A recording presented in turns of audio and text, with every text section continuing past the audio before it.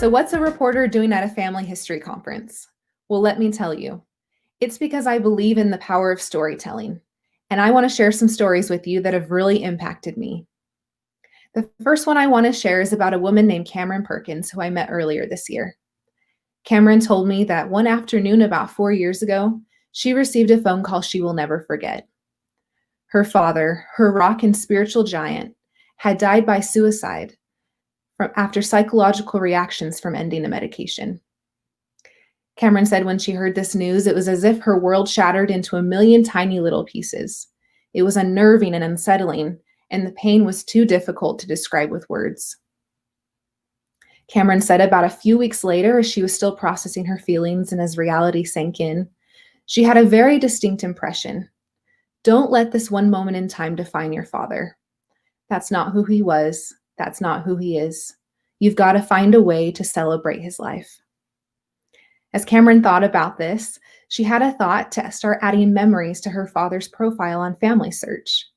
Photo after photo, story after story, she even found cassette tapes of an audio journal he kept. Cameron described this process as healing, little by little, day by day.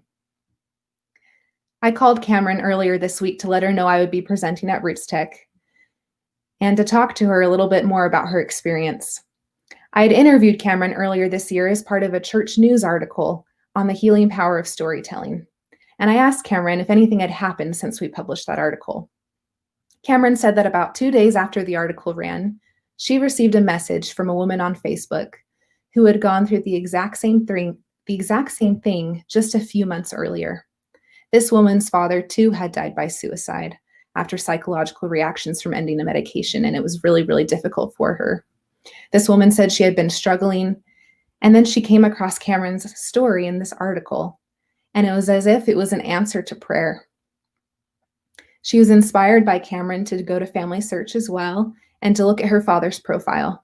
She found a life history of her father that she didn't even know existed, that it was written in his own words. This lady said this brought her a lot of peace and comfort. Cameron said that she messaged back and forth with this woman for a little while, and they talked about their stories together. And telling me about this, Cameron said a quote that I want to share with you. Cameron said, "The more we can open up and be vulnerable about our own struggles, it allows others to open up and we can heal together." Naturally, Cameron had had reservations about being vulnerable and sharing her story publicly, but she hoped that it would touch at least one person. Receiving this woman's message on Facebook and being able to help her through her experience made it worth it. To Cameron, this was her one person. This is why we need to share stories.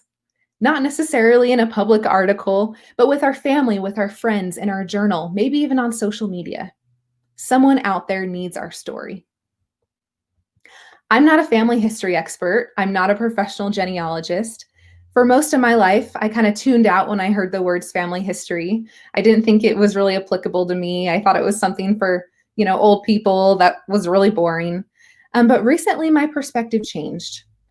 It was because of Cameron's story and others that I became passionate about family history.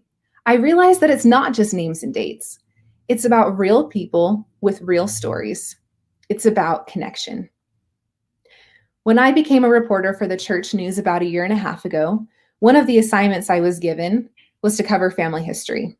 And I thought, oh no, how am I going to cover something that I know nothing about? I went to a meeting early on where someone pitched an idea that I should explore the mental health benefits of family history. And I thought, hey, that sounds like it could be interesting. That sounds like it could be relevant to people, maybe something that people might want to read about. So I started doing research and I started talking to people. I started looking for stories about this.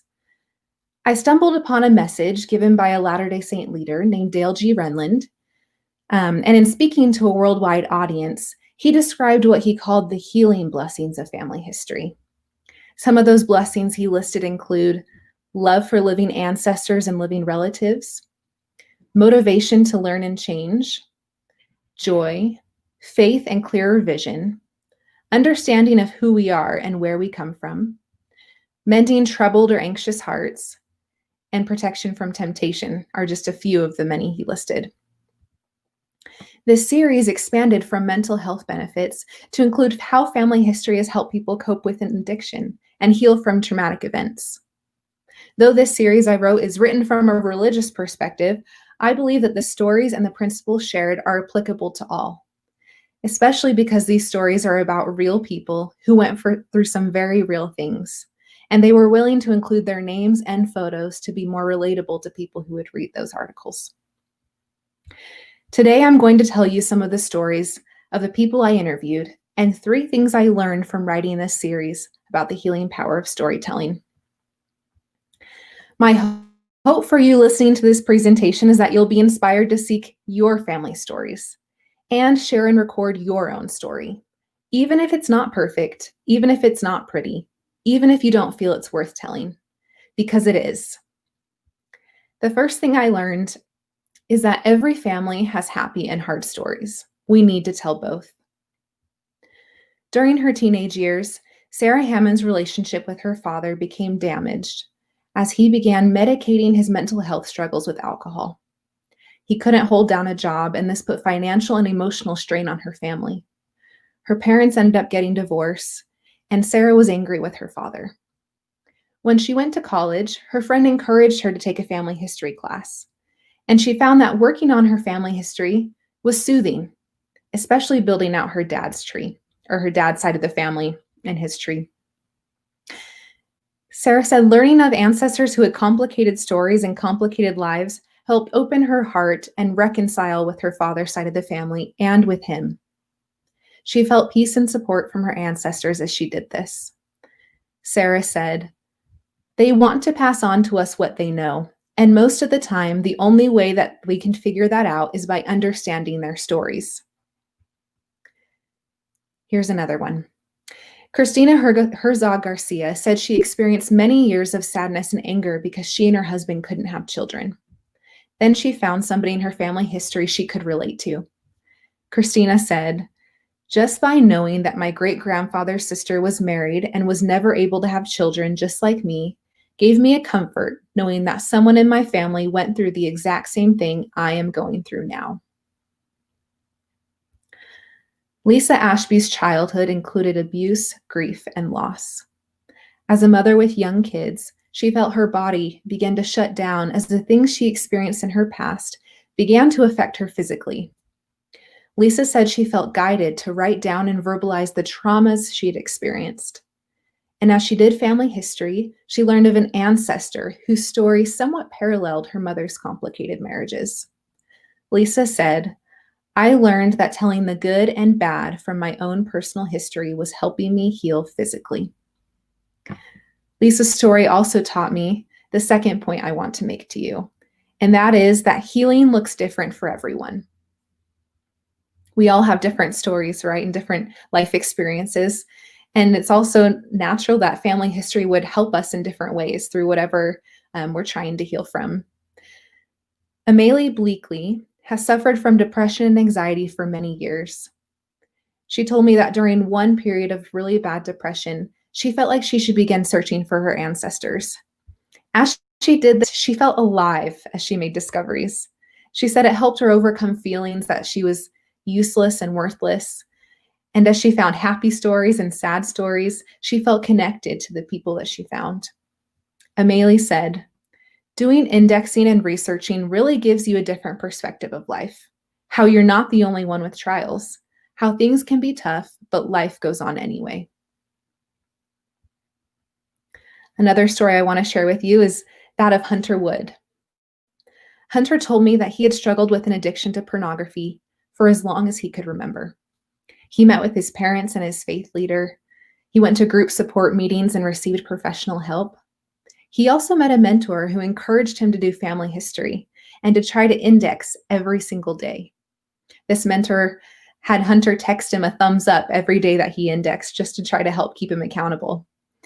Hunter said that even just by indexing one name a day, he saw a big difference. Hunter said, "Indexing is an important tool, but it isn't a cure-all. Family history work can only help as much as you use it."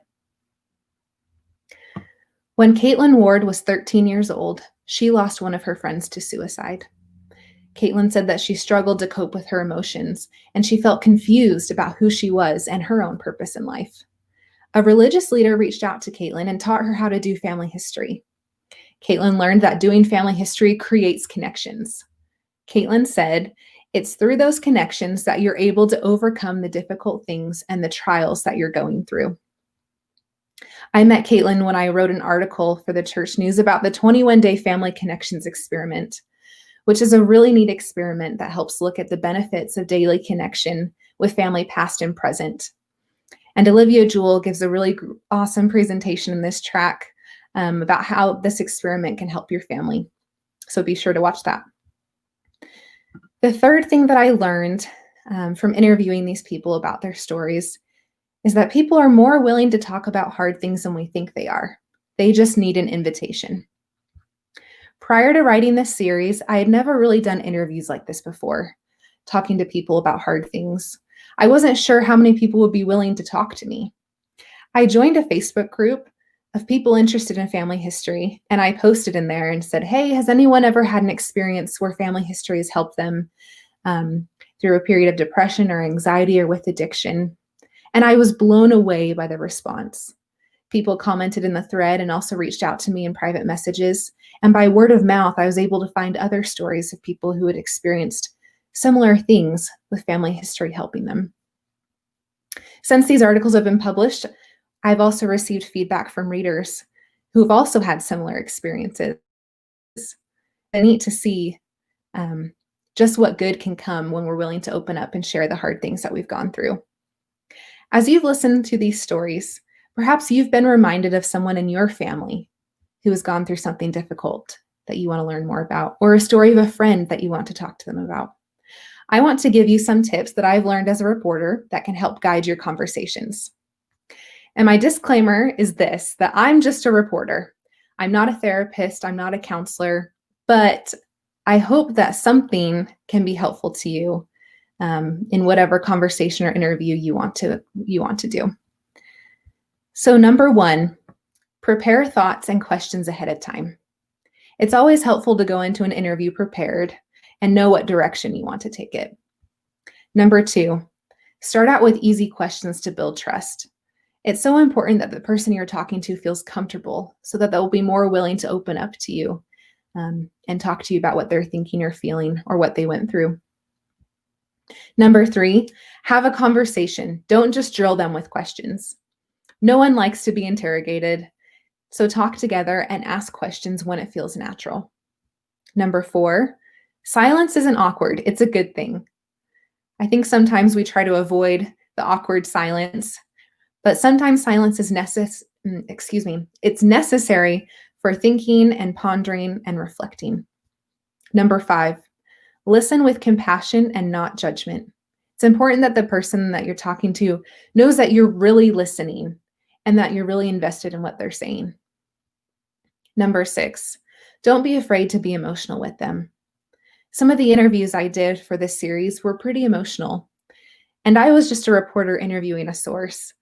I think me interviewing my grandma, for example, about her life would allow for a even more emotional conversation. And it's through those conversations that are emotional or where we're vulnerable that can help build and strengthen relationships. Number seven, ask follow-up questions. For example, what did you mean when you said you were angry about this? Or what did you mean when you said, whatever it is? I think some of the best answers come when we ask someone to go a little bit deeper into something that they mentioned. Number eight, do multiple interviews. Be patient, right? It can be difficult and take a little while to capture a hard experience or a life story in one sitting or one phone call. It's okay to go back and ask follow-up questions. And number nine, the best question I think to end with is there anything else you'd like to say? In most of the interviews I did, the person I was talking with always had another point that they wanted to make or something to include. And so by asking at the end, is there anything else you'd like to say? That gave them a chance to mention what they were thinking, especially if it didn't go along with one of the questions I had prepared. So it's always good to ask somebody what their final thoughts are to kind of wrap up your story. So like Cameron, Sarah, Christina, Lisa, Amelie, Hunter, and Caitlin have taught me, every family has happy and hard stories. We need to tell both. Healing looks different for everyone, and people are more willing to talk about hard things than I think we think they are. They just need an invitation. And as Cameron learned from the woman who reached out to her on Facebook upon reading the story about her father's suicide, Cameron said, "The more we can open up and be vulnerable about our own struggles, it allows others to open up and we can heal together." This is why we need to share stories. This is why storytelling can be so powerful, even and maybe especially the difficult stories. Someone out there needs your story. In the next part of the Power of Connection series, join Devin Ashby as he shares how to take those stories and do more. Enjoy connecting.